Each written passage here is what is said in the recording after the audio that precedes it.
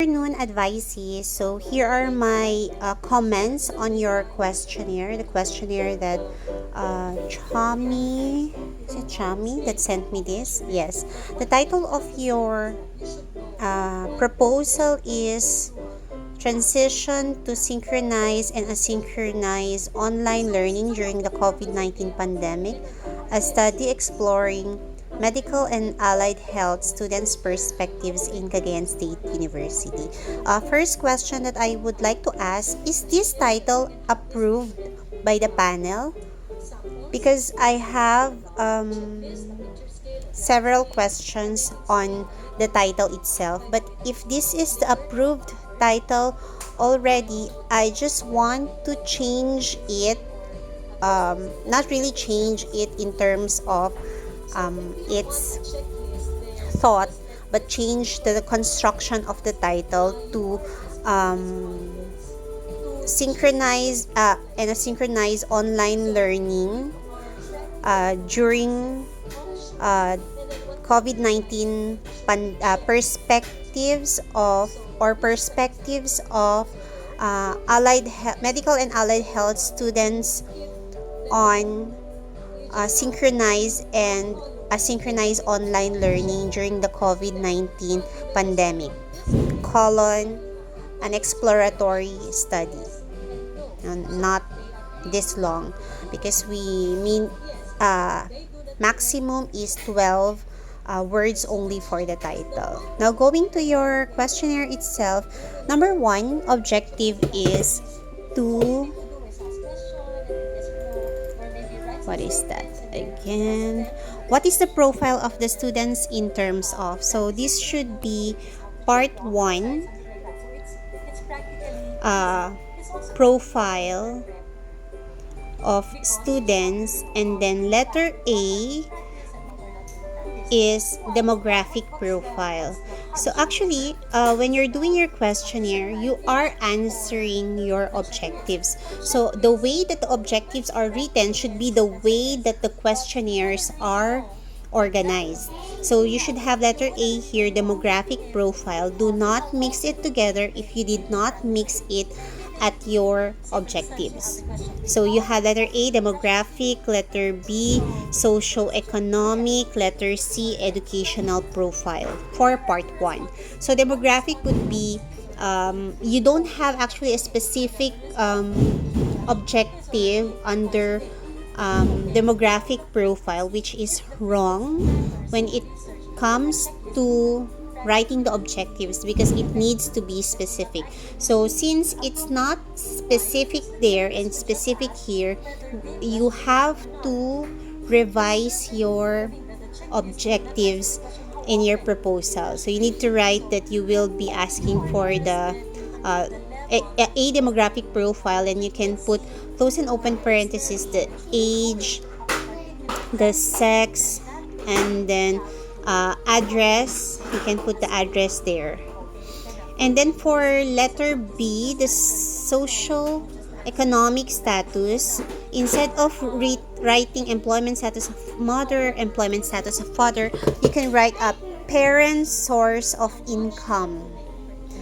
And then annual family income looks too big, and what if there are lesser than 100,000? So you need to put their household monthly income na lang, kasi they will be computing it pa for the annual. And then what if nothing fits at 100,000? What if it's below 100,000 and larger than 500,000? So there. Also for this parents' source of income, it's open-ended, such that you don't have to put if they're employed, self-employed, unemployed. What you need to know only if they have source of income. And then number 4, how many people live in your home? It's okay.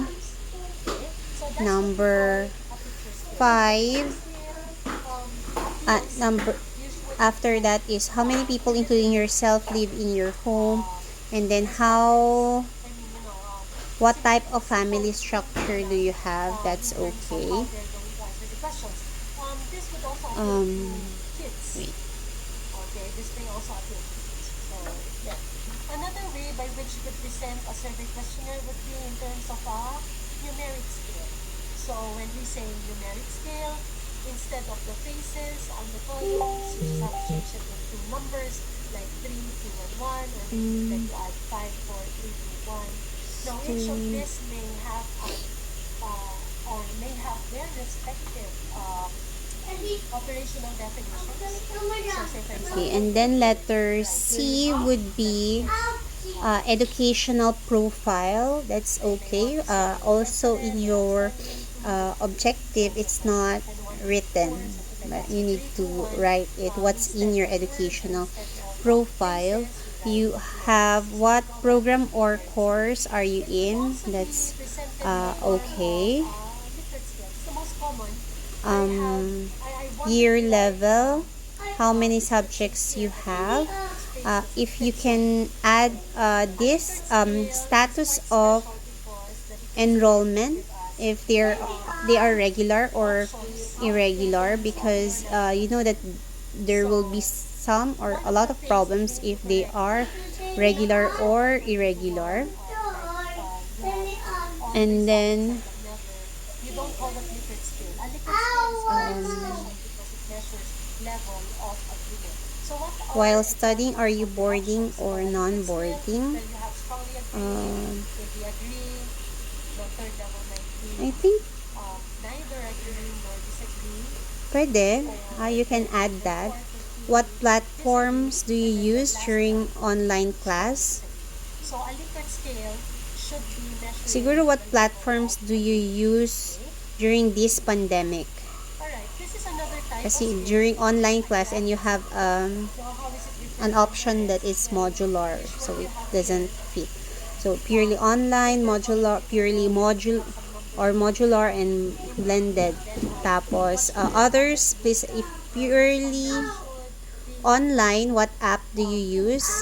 Zoom, Google Meet, Discord. How about Lens here? type A, meaning How about Lens? Lens if it is, sabagay, Lens if this is asynchronous. But we need to know also, siguro you can ask na lang here if it's online, what are they using, because you ask for online and you did not state if it is asynchronous or synchronous. So I think you can add here Lens. And then you can also add here the internet profile if they're using online platforms. Internet profile would have source of internet access if they own the internet access, or if these are neighbors internet access or barangays internet access. You can also ask the internet connectivity, if this is Wi-Fi, is it prepaid or postpaid, or yeah. Then how would you describe your internet service, if it is very good, good, bad, very bad, and what else? That's the internet source already. Then I think you can ask, are you a scholar? That's okay. Then next objective would be number 2 is, if it's labeled, you would have some wait, adjectives here, like very, quite, then maybe here, neither, here. something like that. How do the students perceive synchronous and asynchronous online learning methods in terms of process of implementation, effectiveness, and efficiency? What's the difference of that two? If there is effectiveness and efficiency, you need to have also that. Then stresses of online learning. Note that your objective states that how do they perceive synchronous and asynchronous. That means you need to separate your asynchronous and synchronous online learning perceptions here. Like looking forward to analyzing your results later, it would be hard to tell if they preferred synchronous and asynchronous, or they both are comfortable with synchronous and asynchronous online learning. It's also, we need to have that separation because it's in your title that we are differentiating or tackling two modes of online learning, synchronous and asynchronous. That's why you need to have a separate you need not to separate it here really, but you should have like questions. You know which questions, for example, questions 1 to 5 is for for synchronous, 6 to 10 for asynchronous. You need to uh, look at that. Also, for this effectiveness and efficiency, you need to have questions for synchronous and questions for asynchronous. And same as for online learning, you need to put questions for synchronous and asynchronous. And as your advisor, when you have these checked, you need to tell me which are the numbers that are for synchronous and asynchronous, and if these are adopted or adapted, you can do that.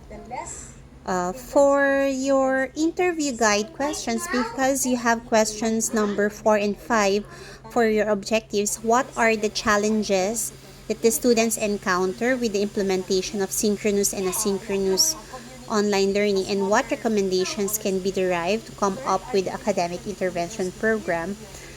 These are the only questions that I need to see here in your interview guide. Number one question is, as a student, how does your experience compare with traditional in-class instruction? It is not really one of your objectives. It's nice to know, but comparing it to the traditional mode of learning is not within your scope. Your question should be, what are the challenges that you encounter with the use of synchronous and asynchronous learning? Under this question, you need to have sub questions. So letter A, challenges first encounter. No, you should not put number one should be, what are the challenges that you encounter with the use of synchronous online learning lang muna. And then after that 2.1, you can have a follow-up question. Why why do these challenge you? What are their experiences? You need to have probing questions. You have to have 2.1, 2.2. You need not to ask all those questions to the respondent. It depends on his answer in number 2 and answers in number 2.1, 2.2. But you just have to prepare what are those that they can answer on this one, so that you have questions under it. Then number 1 pala yan. 1, 1.1, 1.2. And then 2 would be, what are the challenges that you encounter with the use of asynchronous online learning? And then the same, 2.1, 2.y, what are the experiences? And then number 3 question would be, what are your recommendations to come up with an academic intervention program for students during this pandemic? Yeah, yun lang. For if you have questions, you just feel free to ask me. I would prefer that you're in a group, so that you can ask everything about your questionnaire. That's all. Thank you.